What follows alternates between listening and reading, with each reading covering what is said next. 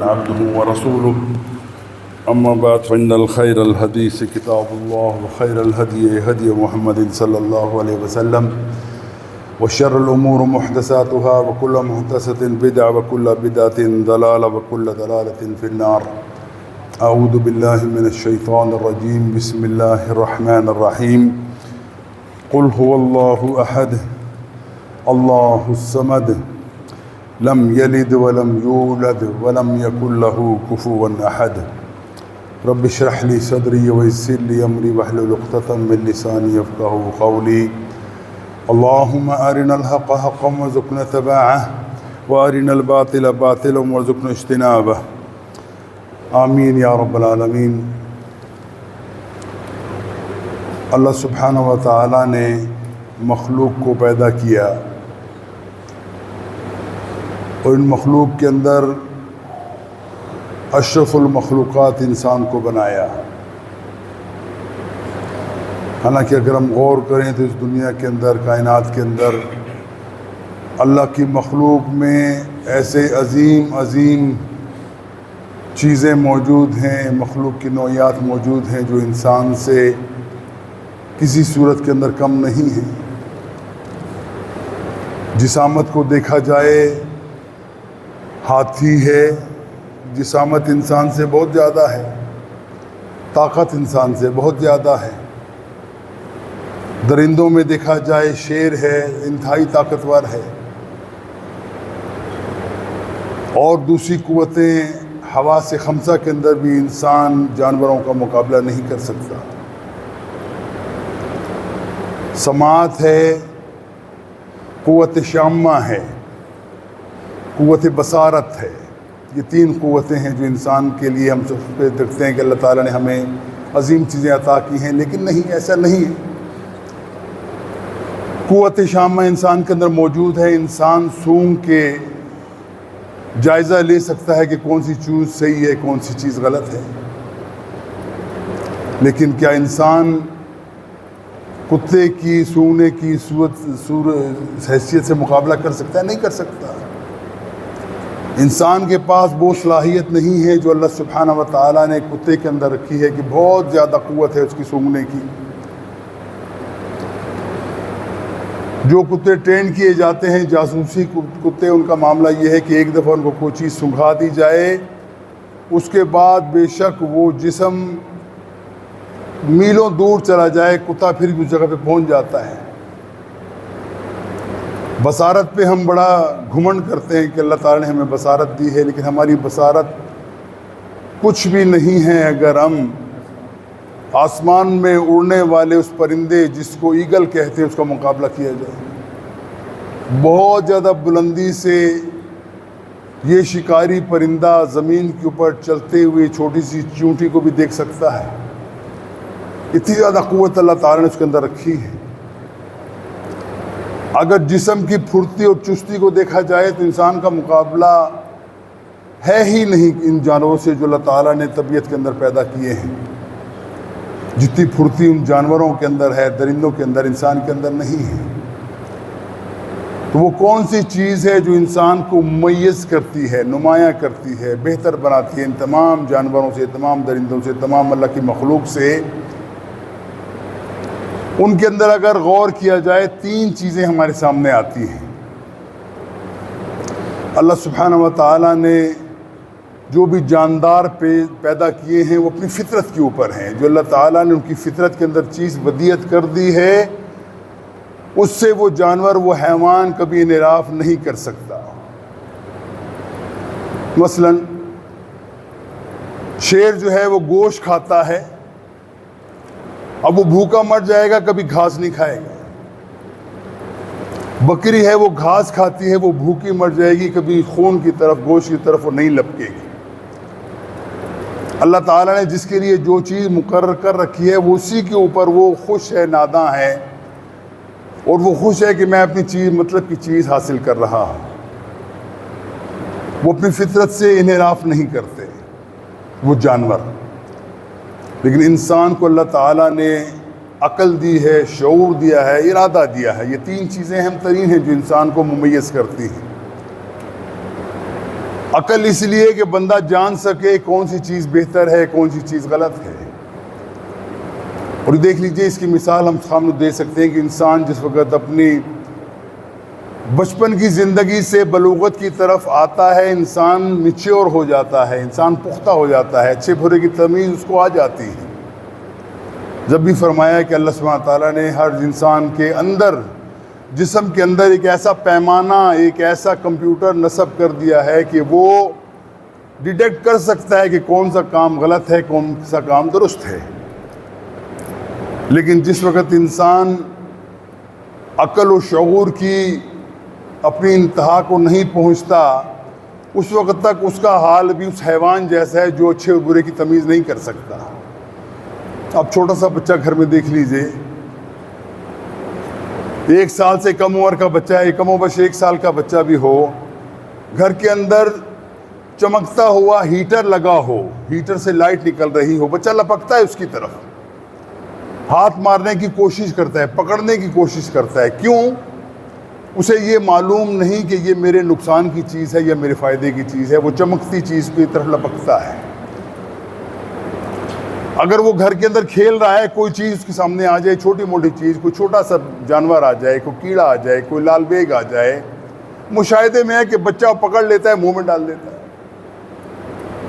اس کی وجہ کیا ہے کہ ابھی تک اس کو عقل و شعور کی اس بلندی تک نہیں پہنچا کہ وہ جان سکے کہ اچھی چیز کیا ہے اور بری چیز کیا ہے۔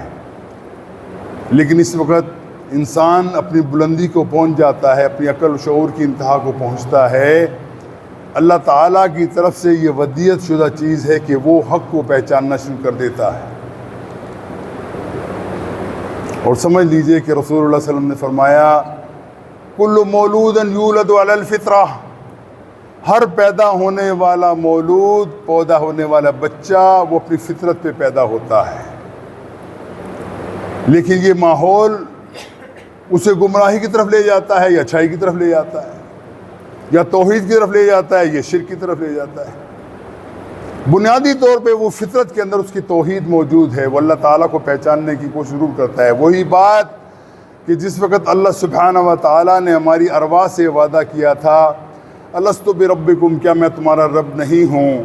قالوا بلا، سب کہنے لگے ہاں، اے اللہ، اے قادر، اے ہر چیز کے اوپر قدرت رکھنے والے رب، تو ہی ہمارا اللہ ہے، تو ہی ہمارا خالق ہے، تو ہی ہمارا مالک ہے، تو ہی ہمارا رازق ہے، تو ہی ہمیں ہدایت دینے والا ہے۔ اس کا اعتراف کر لیا، اور اس کو ذہن کے اندر یہ ہوتا ہے ہر انسان کے، لیکن ماحول اس کو مختلف چیزوں کی طرف لے کر جاتا ہے جس میں وہ اپنی ذات کو گم کرنے کے ساتھ ساتھ اللہ سبحانہ و تعالیٰ کی عظمت کو بھی گم کر بیٹھتا ہے۔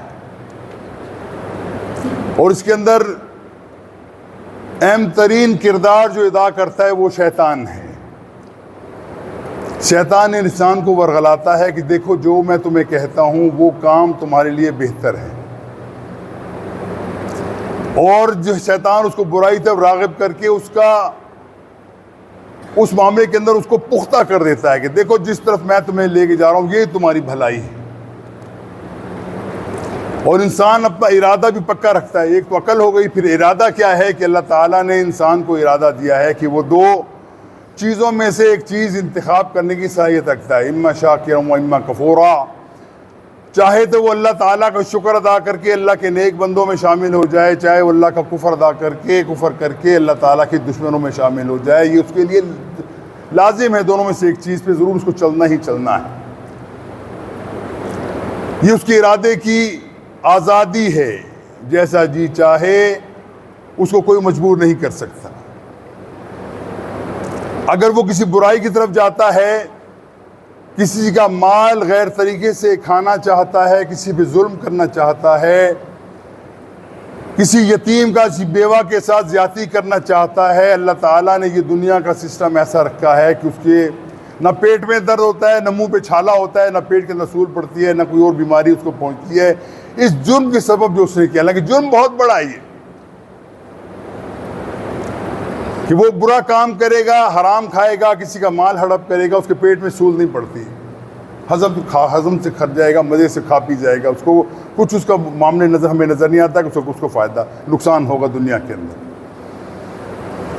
لیکن اللہ سبحانہ و تعالیٰ نے اپنے ارادے کے ساتھ ایک ایسا نظام بھی قائم کر رکھا ہے کہ اللہ تعالیٰ نے جس مخلوق کو پیدا کیا اور جس کو اشرف المخلوقات دنیا کے اندر تسلیم کروایا گیا کہ یہی میری مخلوق کا ذروۂ سنام ہے، میری سب سے اونچائی جو مخلوق کے اندر میں دکھانا چاہتا ہوں وہ یہ انسان ہے۔ انسان کو میں نے بہتر بنایا ہے، انسان کو میں نے اعلیٰ ترین درجے پہ بنایا ہے، اور انسان کے اندر میں نے عقل و شعور اور ارادہ رکھ کر اس کو آزادی دے دی ہے کہ وہ چاہے تو اللہ تعالیٰ کی عبادت کے اندر اپنے آپ کو منہمک کر لے، چاہے اللہ تعالیٰ کے کفر کرنے والوں میں شامل ہو کر اپنے لیے آخرت کا وہ نمونہ اپنے لیے بنا لے جس سے ہر بندہ جس کو شعور حاصل ہے، فطرت پہ چلتا ہے، وہ اللہ تعالیٰ کی اس حکم کو سامنے رکھتے ہوئے سمجھتا ہے کہ میرے یہ دنیا کی زندگی چند روزہ زندگی ہے، اس کا انجام کیا ہے؟ ایک دن آئے گا سب کچھ سمیٹ لیا جائے گا، ایک دن آئے گا میری قوتیں سلب کر لی جائیں گی، ایک دن آئے گا کہ میری تمام دنیا کے کام یہیں دھرے رہ جائیں گے، مجھے اس اعلیٰ حاکم کے ساتھ پیش ہونا ہے جو العادل ہے، سب سے بڑا عدل کرنے والا ہے، اس سے بڑا عدل کرنے والا کائنات کے اندر کوئی نہیں ہے، اس کے حضور پیش ہونا ہے۔ پھر اللہ تعالیٰ نے ہمیں جو کچھ عطا کیا ہے اس کا بھی ہم حساب نہیں دے سکتے۔ اللہ تعالیٰ نے جو ہمیں نعمتیں عطا کی ہیں، اللہ تعالیٰ نے جو ہمیں قوتیں صلاحیتیں عطا کی ہیں، اس کو بھی سامنے رکھا جائے تو ہم سمجھتے ہیں کہ اللہ تعالیٰ نے وہ کچھ عطا کیا جو ہمارے بس میں نہیں تھا۔ اللہ تعالیٰ نے اگر ہمیں دنیا کے اندر قوتیں دی ہیں، طاقتیں دی ہیں، صلاحیتیں دی ہیں، ذہانتیں فطانتیں دی ہیں تو یہ ایسے ہی نہیں دے دی، ہر چیز کی آزمائش ہے۔ اللہ تعالیٰ تمہیں دیتا ہے، نعمتوں سے سرفراز کرتا ہے، دنیا کی سہولتیں دیتا ہے، اچھے برے کی تمیز دیتا ہے، تو یہ تمہارے لیے آزمائش ہے کہ اے بندہ تو کیا سمجھتا ہے کہ اللہ تعالیٰ نے تجھے عطا کیا ہے تو اس کا نتیجہ کیا نکلے گا، اللہ تعالیٰ تجھے کیا اس کا بدل کیا دے گا۔ یقیناً یہ بات 100% درست ہے کہ انسان جیسا کرے گا ویسا ہی کام اس کو قیامت والے دن اس کا اجر اس کو ملے گا اور بھگتنا پڑے گا اس کو۔ اسی چیز کی یاد دہانی کے لیے اللہ سبحانہ و تعالیٰ نے نبیوں اور رسولوں کا سلسلہ مہیا کیا، ہمارے لیے سامنے رکھا کہ اے بندے تو غافل ہے، ایک شیطان جو تمہارا ازلی دشمن ہے تیرے پیچھے لگا ہوا ہے، وہ تمہیں ہمیشہ ورغلانے کی کوشش کرتا ہے، اس کے وار سے بچ جا، اس کی جتنے ہتھ کنڈے ہیں ان کو سمجھ لے، اپنے آپ کو اس سے بچا لے، یہ تمہارا دنیا اور آخرت کا فائدہ اسی کے اندر ہے۔ اور اس کے لیے اہم ترین چیز جو ہے وہ یہ ہے ہم ایک اس اللہ کے اوپر ایسا ایمان لائیں جیسا ایمان لانے کا حق ہے، جس نے ہمیں پیدا کیا ہے، اس کی پیدا کرنے کا جو ہمارے اوپر ایک قرض ہے کہ اللہ تعالیٰ نے ہمیں نعمتوں سے سرفراز کیا ہے، ہمارے ذمہ ہے کہ ہم اللہ تعالیٰ کی ذات اور صفات کو پہچانیں، اللہ تعالیٰ کی ذات اور صفات کے اندر کسی کو شریک نہ کریں۔ اللہ تعالیٰ ہمیں جو کچھ عطا کیا ہے اس کے اوپر صبح شام شکر کرتے رہیں، سجدوں میں پڑے رہیں، ہم اس کا حق ادا نہیں کر سکتے۔ یہی چیز فرمائی بسم اللہ الرحمن الرحیم، قل هو اللہ احد، اے محمد علیہ السلام آپ کہہ دیجئے اللہ ایک ہے، اللہ ایک ہے، اور ایک کیسا ہے کہ اس جیسا کوئی نہیں۔ احد عربی کے اندر کہتے ہیں جو یونیک ایک ہو، یکتا ہو، اس جیسا اور کائنات کے اندر کوئی نہ ہو، وہ احد ہے۔ اور یہ صفت صرف اللہ سبحانہ و تعالیٰ کے لیے ہی پیش کی جاتی ہے کہ اللہ سبحانہ و تعالیٰ ہی ایک ہے، وہ برحق ہے، وہ حق ہے۔ اس کے علاوہ دنیا کے اندر کائنات کے اندر کوئی بھی ایسا نہیں ہے جس کے لیے یہ دعویٰ کیا جا سکے کہ وہ احد ہے، احد صرف ایک اللہ ہے۔ قل هو اللہ احد، کہہ دیجئے محمد علیہ السلام اللہ ایک ہے۔ اور پھر ایک ہونے کے ساتھ ساتھ اللہ صرف ایک نہیں بلکہ اس کا یہ ہے کہ اللہ الصمد، اللہ دنیا کے تمام معاملوں سے مستغنی ہے۔ صمد کہتے ہیں کہ بہت زیادہ طاقت ہے، جس کی انتہا کوئی نہ ہو، ہر چیز سے وہ اپنے آپ کو مبرہ رکھا ہو، اس نے کسی چیز کی احتیاج اس کو نہ ہو، اس کی کوئی ضرورت نہ ہو، کوئی بھوک پیاس نہ ہو، کوئی نیند نہ ہو، کوئی آرام نہ ہو، یہ صفات صرف اللہ کے لیے ہیں کہ اللہ سبحانہ تعالیٰ ایک ہے اور اپنے اندر مضبوط ہے، تگڑا ہے، کوئی اس کو ضرورت باہر کی نہیں ہے، کوئی اس کے احتیاج نہیں ہے، کوئی اس کی مصائب کو اندر نہیں آتے، کوئی مشکل اللہ کو نہیں آتی، کوئی پریشانی اللہ کو نہیں آتی۔ اللہ تعالیٰ جیسا چاہتا ہے ویسا کرتا ہے، اور تمام کائنات اس کے سامنے مجبور محض ہے۔ تمام کائنات کے جانور، درندے پرندے، انسان، جو کچھ بھی ہے، اللہ تعالیٰ کے حکم کے مطابق اپنے کام کو سر انجام دے رہی ہے۔ اللہ تعالیٰ جب تک چاہے گا یہ سلسلہ برقرار رکھے گا، اور جب چاہے گا اللہ تعالیٰ اس معاملے کو لپیٹ دے گا۔ یہ اللہ تعالیٰ کی ساورنٹی ہے، اللہ تعالیٰ کی قدرت ہے، جس کے اندر کوئی اس کا ساجی نہیں ہے، کوئی اس کا شریک کار نہیں۔ اور پھر دوسری بات یہ ہے کہ ہم دیکھتے ہیں دنیا کے اندر ہم گھمنڈ کی چیز کیا کرتے ہیں کہ میرا بیٹا فلاں ہے، اور میرا بیٹا بڑا کمال والا ہے، بڑا پڑھا لکھا ہے، بڑے ادارے والا ہے، بڑی قوت والا ہے، بڑی ذہانت و فطانت والا ہے، بڑا عہدہ ہے اس کے پاس، وہ جنرل ہے، وہ جج ہے۔ یہ ہم کہتے ہیں نا، ہمیشہ فخر کرتے ہیں، اولاد کے اوپر فخر کرتے ہیں، ہر انسان کرتا ہے، فطری چیز ہے۔ آپ کی اولاد اگر بہتر ہے تو لوگوں کو بتلاتے ہیں کہ دیکھو میرا بیٹا فلاں فیلڈ کے اندر ماہر ہے، اور اس کے مقابلے کا کوئی اور بندہ نہیں ہے۔ یہ چیز اپنے لیے ہم کرتے ہیں کہ اللہ تعالیٰ کہتا ہے لم یلد ولم یولد۔ اللہ تعالیٰ کا نہ بیٹا ہے نہ اللہ تعالیٰ کا باپ ہے۔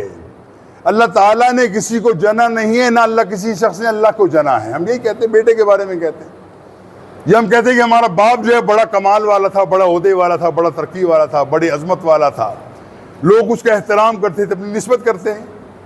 یہ اولاد کی طرف نسبت ہے، یہ اللہ کی طرف نسبت ہے۔ یہ دونوں نسبتیں اللہ سبحانہ تعالیٰ اپنے لیے ممنوع قرار دے دی گئیں کہ کوئی شخص یہ نہ سمجھے، اپنا مثال نہ دے کہ میرا باپ ہے، بیٹا ہے، بڑی عظمت والا ہے۔ اللہ تعالیٰ کہتا ہے میں ان دونوں چیزوں سے مبرہ ہوں، میں ان دونوں چیزوں سے پاک ہوں، نہ مجھے میرا کوئی بیٹا ہے، نہ میں کسی کا بیٹا ہوں، اور میں ایک ایسا ہوں۔ اس کے بعد کہا لم یکن لہ کفوا احد، اور یاد رکھ لو کہ اللہ تعالیٰ کا مقابلہ کرنے والا پوری کائنات کے اندر کوئی بھی نہیں، اس جیسا کوئی نہیں۔ لا مثال لہ ولا مثیل لہ، اللہ تعالیٰ کی مثال دنیا کے اندر نہیں دی جا سکتی۔ اللہ تعالیٰ جیسا، اللہ جیسا دنیا کے اندر، کائنات کے اندر کوئی بھی نہیں۔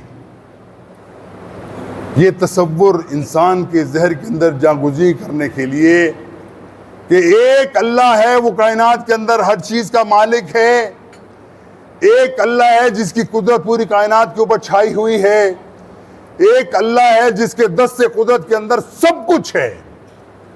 اے بندے اس کا یقین کر لے، اے بندے اس کا اعتراف کر لے، اے بندے اس کا ورد کر لے۔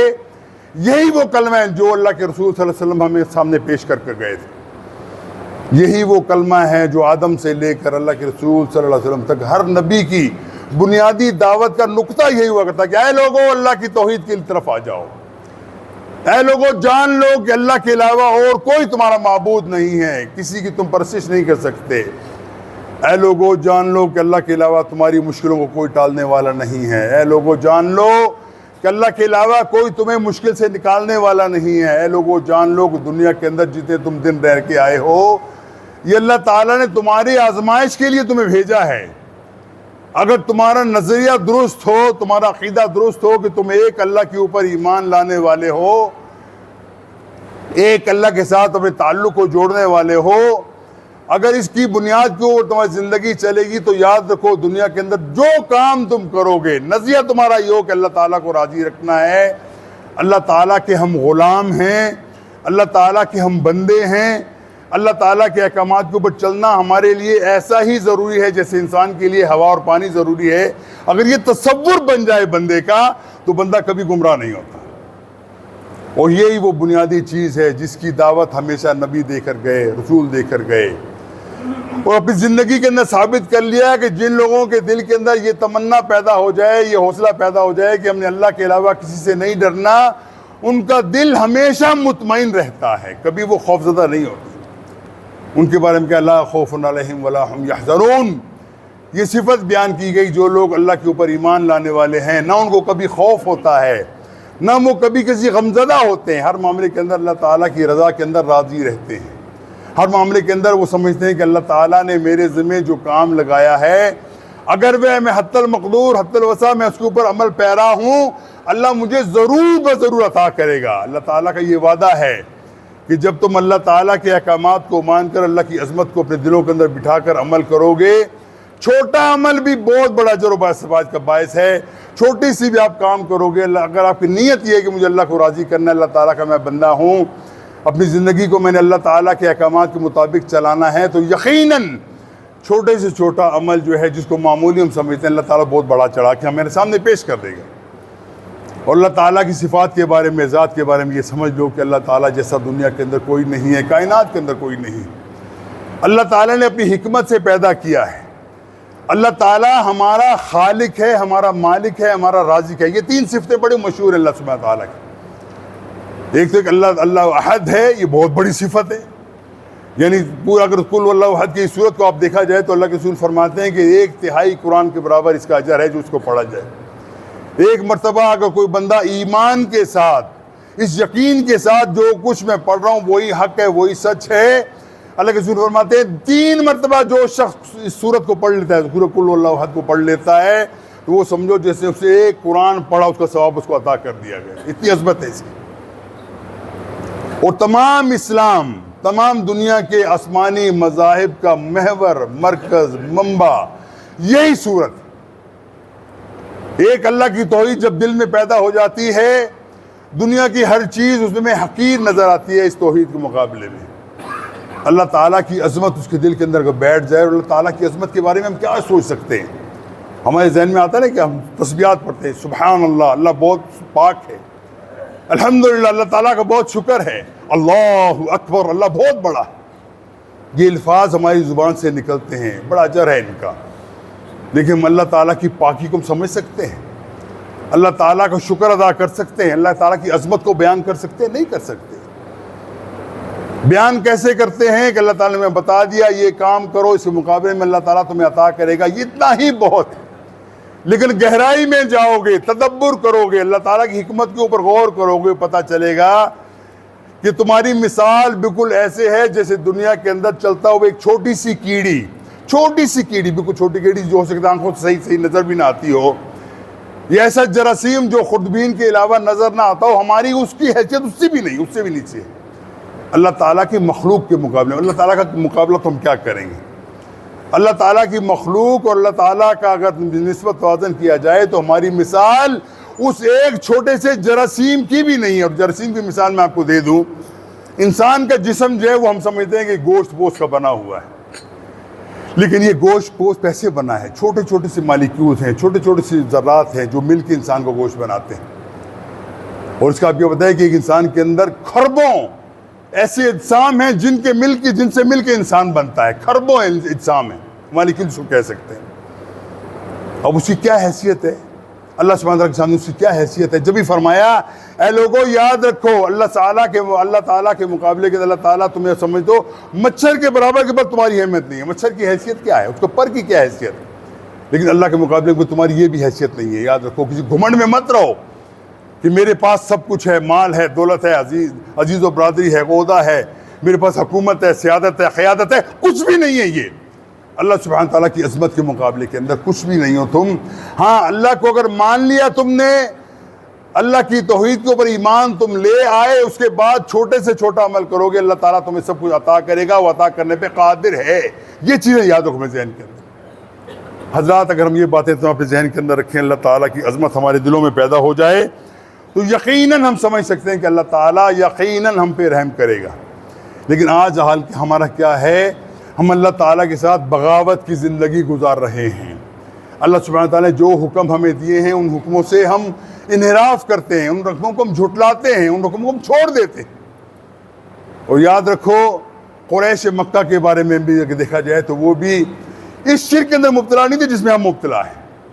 قریش مکہ کے بارے میں سمجھ لیجیے کہ قرآن بھی کہتا ہے کہ جس وقت ان پہ مشکل آتی تھی وہ کہتے تھے کہ اللہ تو ہی ہے ہمیں بچانے والا۔ جب ان کی کشتی ڈوبتی تھی، دریاؤں کے اندر بہہ کے بھنور میں پھنس جاتی تھی، وہ خالص ہو کے صرف اللہ کو پکارتی تھی۔ اللہ تعالیٰ کی ربوبیت کے وہ قائل تھے، اللہ تعالیٰ ان کا خالق ہے، مالک ہے، رزق دینے والے، اس کے قائل تھے وہ۔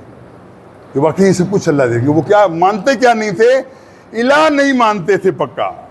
یہ اللہ تعالیٰ ہمارا معبود ہے، کہتے نہیں معبود تو ہے لیکن اس کے ساتھ کچھ اور لوگ بھی ہیں شامل، کچھ اور ایسی ہستیاں بھی شامل ہیں جو اللہ تعالیٰ کے ساتھ ساجی ہیں. یا یوں سمجھے کہ اللہ تعالیٰ نے کچھ اور ایسے لوگوں کو چن رکھا ہے جو اللہ تعالیٰ کے احکامات دنیا کے اندر نافذ کرواتے ہیں. وہ اللہ تعالیٰ کے کارندے ہیں، اللہ تعالیٰ ان کا محتاج ہے. نعوذ باللہ من ذالک. یہ ان کی توحید کا معاملہ یہاں تک تھا بس. لیکن اللہ سبحانہ و تعالیٰ نے ہمارے مسلمانوں کے لیے کہا کہ یاد رکھو، تمہارے دل کے اندر شائبہ بھی پیدا نہ ہو کہ تم اللہ کے بارے کے اندر کوئی ایسا تصور رکھو کہ اللہ تعالیٰ کو کسی چیز کی احتیاج ہے، اللہ تعالیٰ کی کوئی ضرورت ہے، اللہ تعالیٰ کسی ضرورت کے اندر اپنے آپ کو مجبور پاتا ہے. یہ تصور بھی کیا تو تم اسلام سے گئے. یہی وہ دعوت ہے جو تمام رسول لے کر آئے، تمام نبی لے کر آئے، اور قوم کو پکا کیا کہ تم توحید کے اندر پکے ہو جاؤ. توحید کے اندر کوئی سمجھوتا نہیں، توحید کے معاملے کے اندر کوئی تم دوسری دلیل قبول کر ہی نہیں سکتے اللہ تعالیٰ کے مقابلے کے اندر کہ اللہ سبحانہ تعالیٰ ہی تمہارا خالق ہے، مالک ہے، رازق ہے، سب کچھ وہی دینے والا ہے. جب تک وہ چاہے گا تمہیں دے گا، اور جب چاہے گا سب کچھ تم سے چھین لے گا، اور کوئی اس سے چھڑانے والا تمہیں نہیں ہوگا. اللہ سبحانہ تعالیٰ یاد رکھیے، اللہ تعالیٰ اگر تمہیں دینا چاہے کوئی منع نہیں کر سکتا، اور اللہ تعالیٰ تم سے چھیننا چاہے کوئی تمہیں دے نہیں سکتا. یہ تمہارے دل کے اندر تصور پکا ہو جائے کہ واقعی معاملہ ایسا ہے کہ اللہ سبحانہ کے مقابلے کے اندر کوئی کائنات کی کوئی چیز تمہاری مدد نہیں کر سکتی. یہی توحید. اسی توحید کے لیے تمام نبی، تمام رسول اور آخری نبی محمد علیہ الصلوۃ والسلام اپنی زندگی کے اندر سختیاں جھیلتے ہیں، مصیبتیں طے کرتے ہیں، لیکن توحید کے اوپر کوئی سمجھوتا نہیں. مکہ کے اندر ہیں، قریش خاندان سے ہیں. قریش خاندان وہ ہے جو مکہ کے اندر حکمرانی کرتا ہے. عرصہ دراز سے ان کی وراثت کے اندر ان کو وہ آتا ہے، سرداری ملی ہوئی ہے. تمام انسانوں کے، مکہ کے تمام جتنے بھی سردار ہیں سب کے اوپر یہ بڑے سردار مقرر کیے گئے.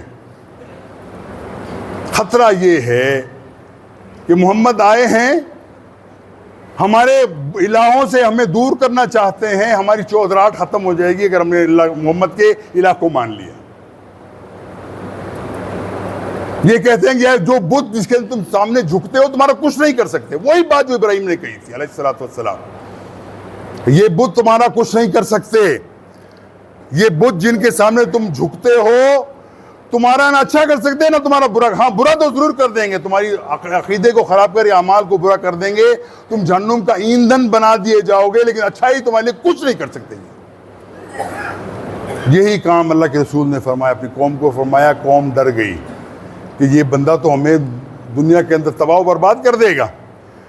اگر ہم اپنے بتوں کی معبودیت سے انکار کر دیں تو ہمارے وہ چڑھاوے جو چڑھتے ہیں ہمارے اوپر، ہر سال جو لوگ ہمارے پاس مال لے کر آتے ہیں اپنی بتوں کے اوپر چڑھاوا چڑھاتے ہیں، وہ ختم ہو جائے گا، ہم کھائیں پی گئے کیا، مر جائیں گے. ایک شرط کی محمد سودے بازی کر لو، ڈیل کر لیتے ہیں، چلو آؤ، تم ہمارے بیٹے ہو، ہمارے بھائی ہو، ہمارے برخوردار ہو، ہم میں سے ہو، ہم تمہیں جانتے ہیں کہ تم انتہائی نیک شریف آدمی ہو، تمہاری صبری زندگی اس چیز کی ظاہر عکاس ہے کہ تم نے کبھی کوئی غلط کام نہیں کیا، لیکن آؤ ایک سمجھوتا کرتے ہیں، ڈیل کر لیتے ہیں. وہ ڈیل کیا ہے؟ تم ہمارے آقاؤں کو، ہمارے بتوں کو برا بھلا مت کہو. ہم تمہارے رب کے بارے میں کچھ نہیں کہتے، لیکن تم مان جاؤ کہ ہمارے بتوں کو برا نہیں کہو. اور ڈیل کرنے والا کون ہے؟ آدمی ہے نا، وہ بندے کھڑے ہوتے ہیں ڈیل کرنے والے، میں ڈیل کروا سکتا ہوں، میں اچھا پیکج لے کے دے سکتا ہوں، وہ معاملہ ہے. رسول اللہ صلی اللہ علیہ وسلم کے پاس ڈیل کرنے کے لیے ابو طالب آتے ہیں، کہتے ہیں محمد ہر برے موقع کے اوپر، ہر مصیبت کے موقع کے اوپر میں نے تمہاری تائید کی ہے. کوئی مشکل آئی ہے میں سامنے ڈھال بن کے تمہارے سامنے کھڑا ہو گیا ہوں، میں تمہارا باپ ہوں، تمہیں میں نے پالا ہے، میری بات مان لو. دنیا کے اندر لوگوں کے ساتھ بگاڑ پیدا مت کرو، دنیا کو ساتھ لے کر چلو. یہی آدمی چلتا ہے نا کہ کسی کو چھیڑو مت، اپنا چھوڑو مت. یہ تصور ہم نے دیا گیا ہے یہ شیطان کی طرف سے. کسی کو چھیڑو مت، جو بندہ کو ڈوبتا ہے ڈوبتے رہو، بچاؤ مت. جو بندہ آگ کے اندر کود رہا ہے اس کو کودنے دو، بچاؤ مت. اپنے آپ کو بچا کے رکھو. یہ تصور اسلام کے خلاف ہے. کوئی بندہ غلط کر رہا ہے اس کو بچاؤ، ہاتھ سے پکڑ کے بچاؤ، اللہ میرے بھائی رک جا اس کام سے، یہ تمہیں جہنم میں لے کے جانے والا کام ہے، یہ کام تیری دنیا اور آخرت تباہ کرنے والا کام ہے، رک جا اس کام سے۔ یہ انسان کا لازمی ورثہ ہے مسلمان کا کہ اس کام کے اندر عمل پیرا ہو، کہ وہ حسن اچھی بات کے لیے بتانا ہے، لیکن بتایا نہیں محمد تم کام سے رک جاؤ، ہمارے معبودوں کو برا مت کو، باقی کچھ نہیں۔ اور ڈیل کا پیکج کیسا ہے؟ اس وقت کے زمانے کے تمام تصورات کے مطابق سب سے اعلیٰ ترین پیکج اللہ کے رسول صلی اللہ علیہ وسلم کو پیش کیا گیا۔ کہا محمد اگر آپ چاہتے ہیں ہماری پوری قوم برادری کے اندر، عرب کے اندر جس خاتون کے اوپر انگلی رکھیں گے ہم آپ کی شادی اس سے کروا دیں گے۔ ڈیل ہے، بہت بڑی ڈیل ہے۔ بے شک ہم مکہ کے سردار ہیں، لیکن ہم جس کو کہیں گے ہمارا کوئی انکار نہیں کر سکتا، اس کام کے اوپر آپ راضی ہو جائیں۔ نمبر 2 محمد ہم یہ کر سکتے ہیں کہ ہم آپ کو اپنا سردار بنا لیں، پورے عرب کا حاکم آپ کو بنا دیں، تمام قوتیں آپ کے سب لے کے آپ کے حوالے کر دیں کہ جو چیزیں کرو وہ ہم آپ کو سردار مان لیتے ہیں۔ مان جاؤ، اگر مال دولت چاہیے، جو چاہیے ہمیں سب تمہیں عطا کرنے کو تیار ہیں۔ سونا ہے، ہیرے جواہرات ہیں، زمین ہے، جائیداد ہے، جو دنیا کی ہے، جو اساس تمہیں نظر آتی ہے ہم لائیں گے تمہارے لیے، تمہارے قدموں میں ڈال دیں گے۔ یہ 3 چیزیں تمہیں پیکج دیا گیا، تم کو قبول کر لو۔ اب یہ پیکج کتنا شاندار ہے اس زمانے کے اندر۔ اس زمانے کے اندر اگر کوئی کسی کو بادشاہ بنا دیا جائے اپنا، تو وہ انکار کرے گا، نہیں ہاں بڑی اچھی بات ہے، میں جب بادشاہ بن لوں گا سب میں امپلیمنٹ کر دوں گا، جو برائیاں ختم کر دوں گا۔ یہ تصور تو ہے نا بندے کے اندر، آج بھی ہم یہ سمجھتے ہیں کہ مجھے اگر تم ڈی سی لگا دو تو دیکھو میں پھر کیا کرتا ہوں، مجھے علاقے کا گورنر لگا دو، میں اپنی ایمانداری کے بلوبوتے ہوئے دیکھو کیسے لوگوں کے مسائل حل کرتا ہوں، کسی کو ظلم نہیں کرنے دوں گا، کسی کو زیادتی نہیں کرنے دوں گا، ہر شخص سے انصاف کرنے کا میں وعدہ کرتا ہوں۔ مجھے ایک دفعہ تم گورنر بنا دو، ایک طریقے سے وزیر اعظم بنا دو، پریزیڈنٹ بنا دو، چیف جسٹس بنا دو، چیف آف آرمی اسٹاف بنا دو، پھر دیکھو میں کیا کرتا ہوں۔ اس کے آگے تو کوئی بول بھی نہیں سکتا، مجھے بنا تو دو تم۔ یہ تمام پیکج اللہ کے رسول صلی اللہ علیہ وسلم کے سامنے رکھے جاتے ہیں۔ رسول اللہ صلی اللہ علیہ وسلم کے اوپر ہمارے ماں باپ قربان ہوں، ان کا موقف سنیے، جواب سنیے، پھر دیکھیے کہ موقف کیا ہوتا ہے۔ جو بندہ اپنے ارادوں کے اندر اٹل ہو، پکا ہو، حق میں سمجھتا ہو اپنے آپ کو، وہ ان تمام ڈیل کے مقابلے میں کیا کہتا ہے؟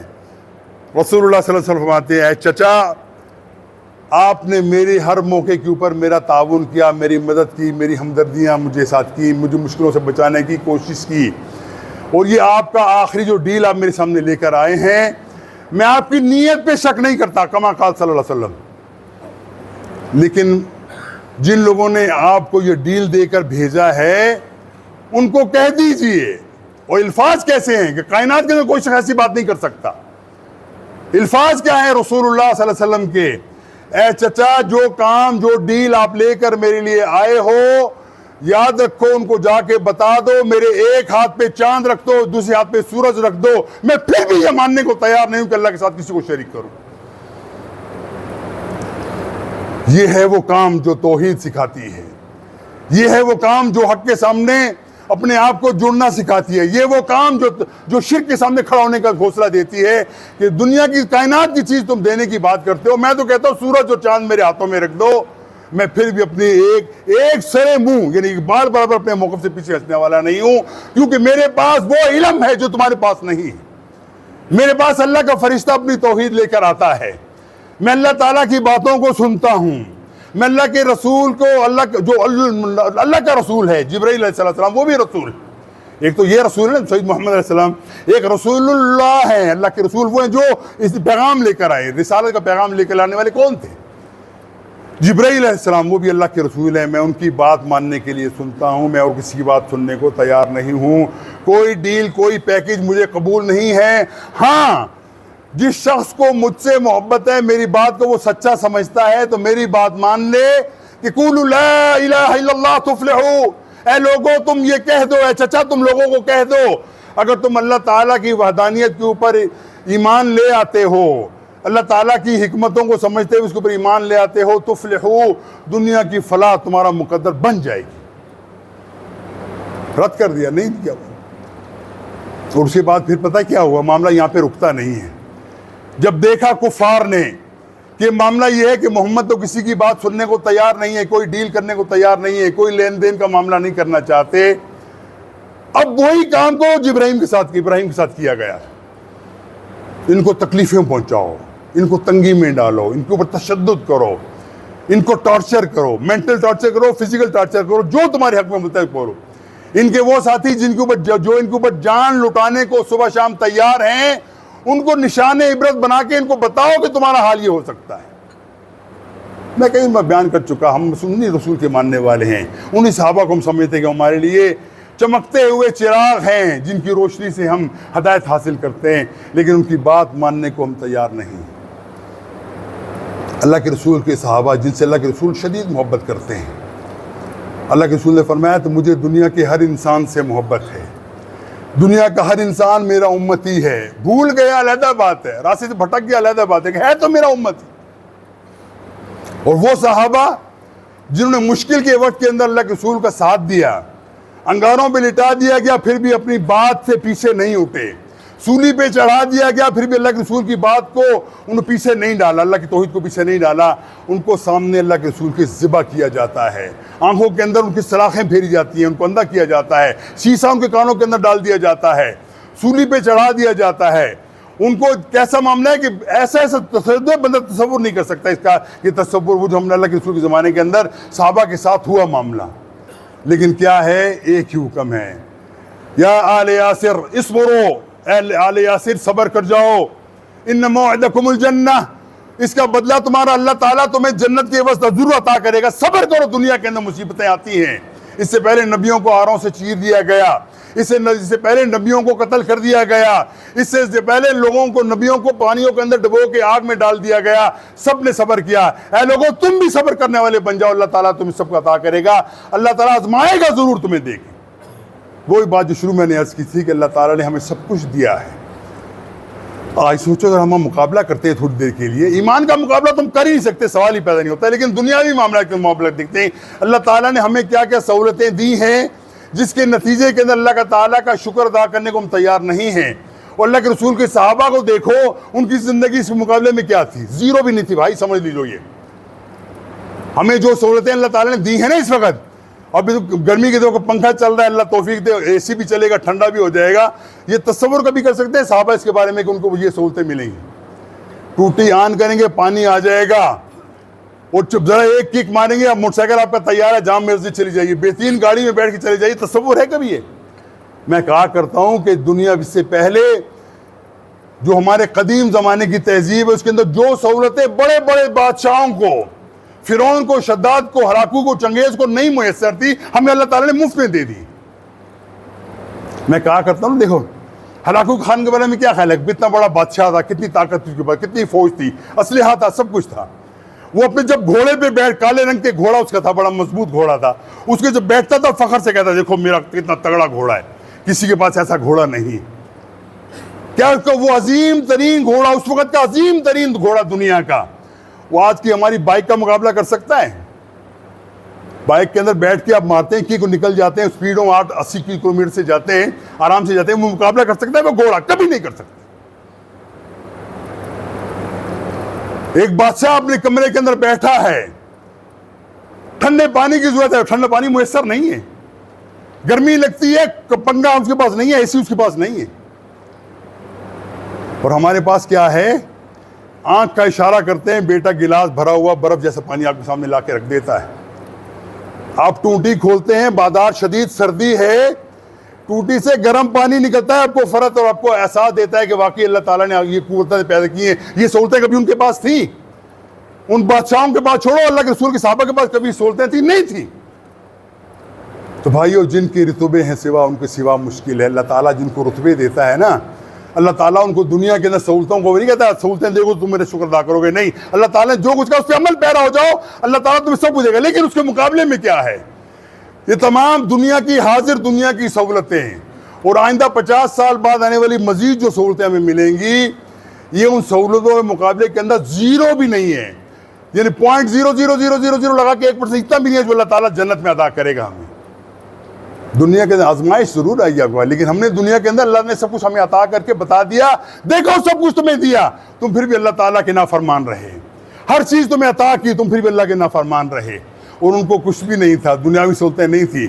آج اگر کوئی صحابی دوبارہ زندہ ہو کے آ جائے وہ حیران ہوگا کہ مسلمانوں اللہ تعالیٰ نے تمہیں کیا نہیں دیا, تم پھر ناشکرے ہو, پھر اللہ تعالیٰ کے ساتھ تم کفر کرتے ہو, پھر اللہ تعالیٰ کے احکامات کو چھوڑتے ہو, پھر اللہ کے رسول کی بات کو ماننے سے انکار کرتے ہو.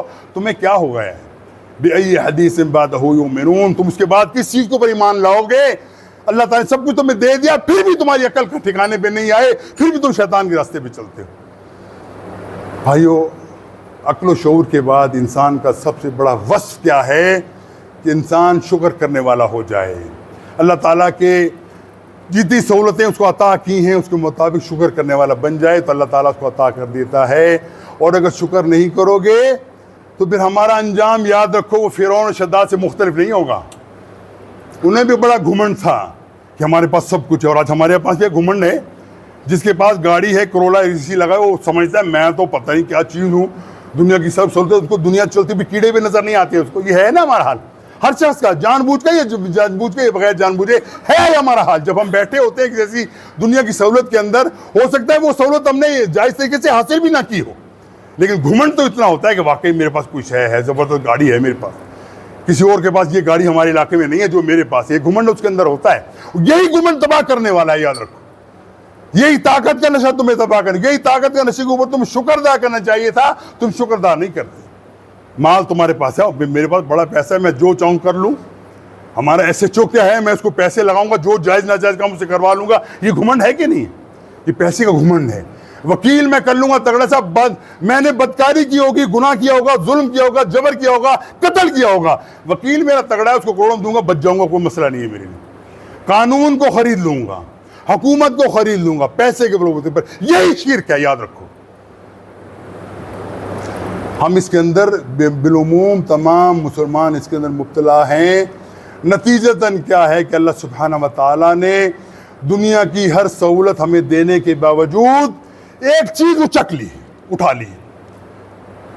کیا لوگوں تمہیں سب کچھ دے دیا, مال دے دیا, قوت دے دی, طاقت دے دی, حکومت دے دی, سیادت قیادت دے دی, ہر چیز تمہیں عطا کر دی, دنیا کے اوپر تصرف دے دیا, لیکن سکون چھین لیا تمہارا. ہم نے سکون نہیں حاصل کر سکتے, تم ہر وقت پریشان رہو گے. اور یاد رکھو, میں ہمیشہ کہا کرتا ہوں, سکون مال و دولت میں نہیں ہے. سکون اگر اسے دیکھنا ہو نا, رات کو 12-1 بجے روڈ پہ نکل جاؤ, تم دیکھو ایک مزدور کے سر کے نیچے اینٹ پڑی ہوگی, اینٹ کے اوپر سر رکھ کے وہ سو رہا ہے, خراٹے مار رہا ہے, مکھیاں مچھر تنگ کرتے ہیں, لیکن وہ پھر بھی سویا مست پڑا ہے. یہ ہے سکون. یہ ہے اللہ تعالیٰ کے سکون جو اللہ تعالیٰ نے عطا کیا ہے کہ اس کے پاس کوئی سہولت حاصل نہیں ہے, کوئی پنکھا نہیں ہے اس کے پاس, کوئی اے سی نہیں ہے, کوئی ماسپل بھی نہیں لگاتا جسم کے اوپر, مزدور ہے, لیکن اللہ تعالیٰ نے سب سکون عطا کر دیا, وہ سکون میں زندگی گزارتا ہے. اس کے مقابلے میں ایک کروڑپتی آدمی ہے, بہترین بیڈ روم ہے, بہترین اس کا ایٹماسفیئر جتنا بڑا بہترین ٹاپ کا بنا ہوا ہے, بالکل میٹر لگے ہوئے ہیں, بھائی اس سے زیادہ بھی نہیں ہونا, کم بھی نہیں ہونا, ٹمپریچر ایک معین کر کے اس نے رکھ دیا, لیکن ساری رات وہ ایڑیاں رگڑتا ہے, کروٹیں بدلتا ہے, نیند نہیں آتی, سکون نہیں ہے. سینکڑوں ملازمین اس کے سرانے کھڑے ہیں کہ جو کام کو آقا تمہاری بات ماننے کو تیار ہیں, سکون نہیں. سکون کس میں ہے؟ ان ذکر اللہ. اللہ تعالیٰ فرماتا ہے کہ سکون اللہ تعالیٰ کی ذکر کے اندر ہے. اللہ تعالیٰ کے ذکر کرو گے, اللہ کو یاد کرو گے, اللہ کی توحید بیان کرو گے, اللہ تعالیٰ اس میں ذکر عطا فرمائے گا, تمہیں سکون عطا کرے گا. اور یہی مقصود اور مطلوب ہے کہ لوگوں اللہ تعالیٰ سے طلب کرنے والے بن جاؤ. اللہ تعالیٰ تمہیں عطا کرے گا سکون. اللہ تعالیٰ کی توحید ماننے میں ہے, رسول اکرم صلی اللہ علیہ وسلم کی توحید رسالت کو ماننے میں, اس پہ عمل کرنے میں سکون ہے, ورنہ سکون دنیا کے اندر موجود نہیں ہے. اللہ تعالیٰ ہمیں واقعی ایسی زندگی سے بچا لے جس زندگی کے اندر سکون نامی چیز نہ ہو. دنیا پہ ہم سمجھتے ہیں کہ سب کچھ ہے, لیکن نہیں ہے. سکون صرف اللہ تعالیٰ کی عبادت کے اندر ہے, سکون رسول اکرم صلی اللہ علیہ وسلم کی اطاعت کے اندر ہے, سکون اللہ سبحانہ تعالیٰ کے احکامات کو ماننے میں ہے, سکون رسول اکرم صلی اللہ علیہ وسلم سے سچی محبت کے اندر اس کے عمل کرنے میں سکون ہے. ورنہ دھوکہ ضرور ہے تمہارے پاس کہ تم بڑے مطمئن ہو, لیکن جس وقت تمہاری اجل آ جائے گی, تمہارا یہ کانٹا لپیٹ دیا جائے گا, تمہارے اوپر وہ بندہ آنے والا آ جائے گا جو کہے گا کہ میں آیا ہوں تمہاری روح قبض کرنے, اللہ کے حضور پیش کرنے تو میں آیا ہوں. میں کہا کرتا ہوں بھائیو, کسی سے فتویٰ لینے کی ضرورت نہیں, کسی مولوی فتوی کے پاس مت جاؤ, اپنے دل میں جھانک کے دیکھو. اگر آج میری موت آ جائے, ابھی اسرائیل آ جائے مجھے پکڑنے کے لیے, مجھ سے وہ کہے کہ تو نے کیا کیا, اس کیا کیا کا جواب ہمارے پاس ہے. ہر بندہ سوچے ہے تم خوش ہو جاؤ کہ واقعی ہے. اگر سمجھ جائے, خود تمہارا دل کہے کہ نہیں ہے, تو ڈنڈی تو میں نے بڑی ماری ہے, ہر معاملے کے اندر گڑبڑ میں نے بہت کی ہے, توحید کے معاملے میں, عبادت کے معاملے میں, معاملات کے معاملے میں, ہر معاملے میں نے ڈنڈی ماری ہے, اللہ تعالیٰ کے احکامات کے خلاف چلا ہوں, تو یاد رکھو فیصلہ تمہارے اپنے ہاتھ کے اندر, حق میں خود ہی تم کر لو گے کیا حق ہے اور کیا باطل ہے. اپنا فیصلہ تم خود کر لو گے. میں آپ کی چیز کا مستحق ہوں, جنت کی نعمتوں کا مستحق ہوں یا جہنم کے عذاب کے اندر جانے کا مستحق ہوں. ہر بندہ کہے گا غلطی مجھ سے ہوئی ہے, اعتراف کر لے گا, لیکن اعتراف کرنا دنیا کی حد تک صحیح ہے بھائی. جب آپ کے پاس اجل کا معاملہ آ گیا, پھر اعتراف کی ایسی اہمیت ختم ہو جائے گی. اعتراف ہزار کرتے رہو, اللہ وہ اعتراف تمہارا قبول نہیں کرے گا. جب تک ہماری جان میں جان ہے, اعتراف کر لو, شرمندہ ہو جاؤ, ندامت کا اظہار کر لو, اپنے آپ کو تبدیل کرنے کے لیے کوشش شروع کر دو, اللہ تعالیٰ سب کچھ معاف کر دے گا. اللہ ہمیں ہدایت نصیب عطا فرمائے, اللہ تعالیٰ کی عظمت ہمارے دلوں میں نصیب فرمائے. وآخر دعوانا الحمدللہ رب العالمین. ربنا آتنا فی الدنیا حسنہ